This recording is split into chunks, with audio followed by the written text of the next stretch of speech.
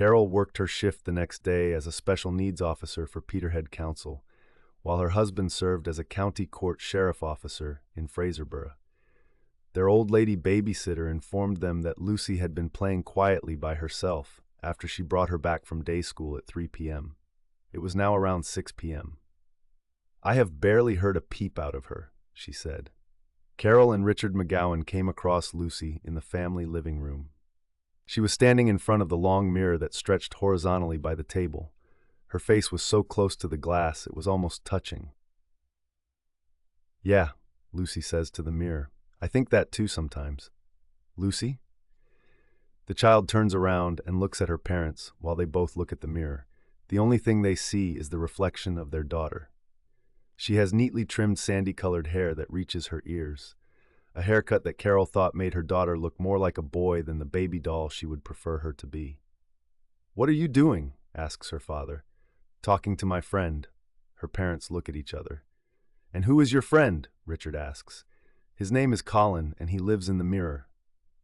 "Is that your friend, the one you were playing with last night?" Carol asks. "Uh-huh.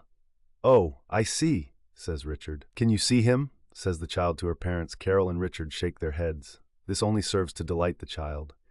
"He must be your invisible friend," Carol says. Lucy spins around to the mirror. She looks at it for a moment and then nods her head. "You're right." Lucy looks at her parents. "Colin says that I'm special because only I can see him." "Okay, honey, you play, and we'll call you when your tea is ready." Lucy already has her back turned and is having an animated conversation with the mirror. Every once in a while, she turns around to see if her parents are there or if they are listening. Later at the table, Lucy eats just a little, as any finicky child would at times. Maybe. Her parents talk about their work lives and the criminal justice system. They then notice that Lucy is turned completely around in her seat and is staring at the mirror in the hall. "Lucy, finish your tea." "Mom, can I go and play? Colin is waving to me and he wants to talk." "No, not until you've finished eating." The child eats a little more before she is excused from the table. Lucy scampers off from her chair while her parents continue with their dinner and conversation. At one point, they stop because they hear Lucy talking in the hallway.